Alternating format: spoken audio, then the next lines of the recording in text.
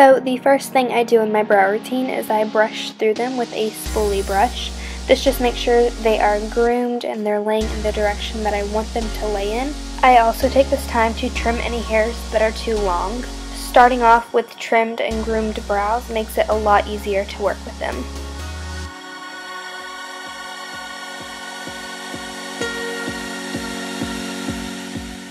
Next, I'm going in with my Anastasia Dip Brow Pomade in Chocolate, and I'm using a MAC 208 brush to apply this with. I'm just drawing a line at the base of my brow and following through to the tail.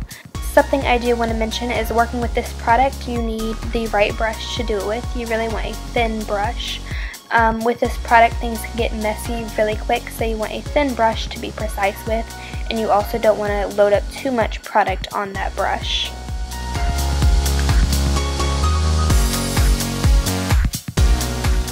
I'm then drawing a line at the top of my brow and filling the rest in.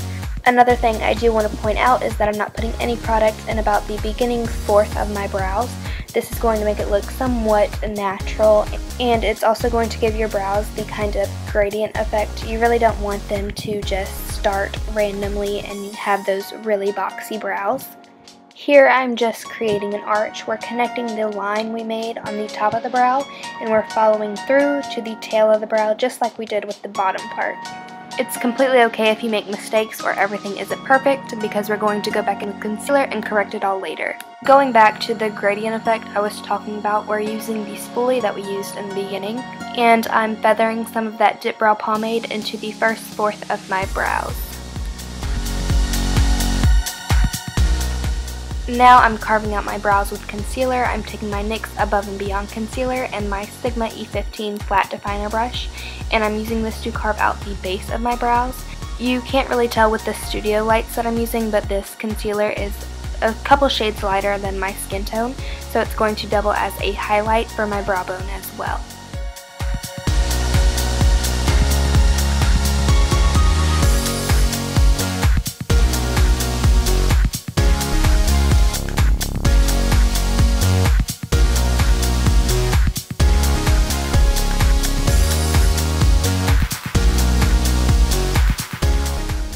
With the same brush, I'm doing the same thing to the top of my brows, except I'm using my NYX HD Photogenic Concealer because it's closer to my skin tone. Last but not least, I'm applying my Anastasia Tinted Brow Gel in Chocolate, and I'm just doing this because it makes it look a little bit more polished and put together. And that's the last step. After that, you're finished. I hope you guys learned something new and found something you might want to add to your own brow routine. Thank you guys so much for watching. Don't forget to thumbs up this video if you liked it, and subscribe if you haven't already, and I will see you all next time.